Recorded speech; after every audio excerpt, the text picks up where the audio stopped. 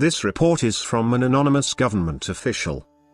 Exclusively, the Italian government official says no classified emails were compromised in attack believed to have lasted more than 4 months last year.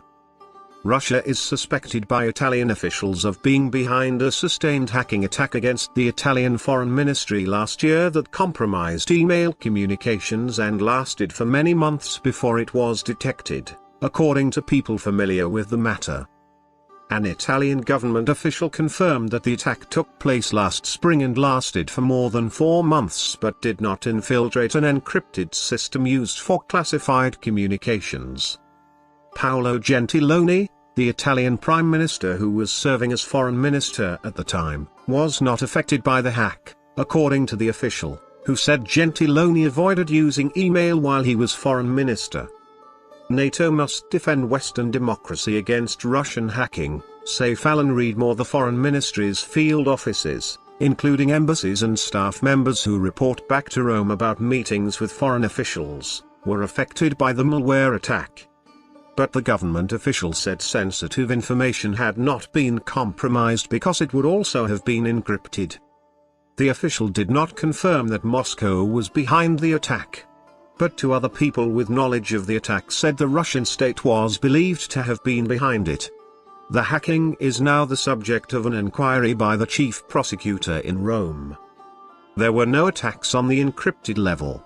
So the information, delicate, sensitive information, that is usually shared in this net, which is restricted by code, has never been attacked or part of this attack, the government official said.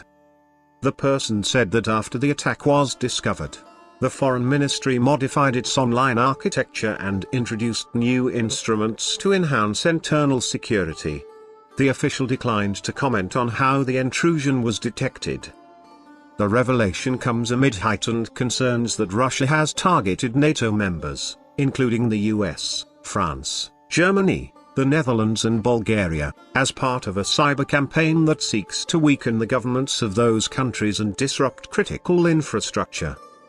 In the US, intelligence agencies have blamed Russian government-sponsored hacking groups for breaching the Democratic National Committee and officials in Hillary Clinton's campaign during the 2016 presidential elections, in part to try to help Donald Trump win the White House.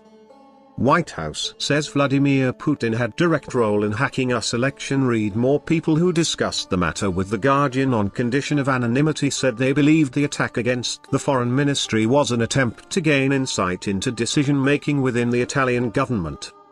If Russia did attack Italy, it was targeting a country generally considered less hostile to it than other EU countries such as Germany or the UK.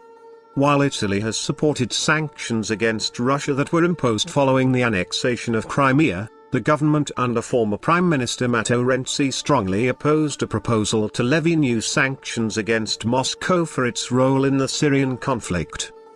News of the hacking could stoke concerns that Russia may seek to influence the next Italian election, which could be called as early as June.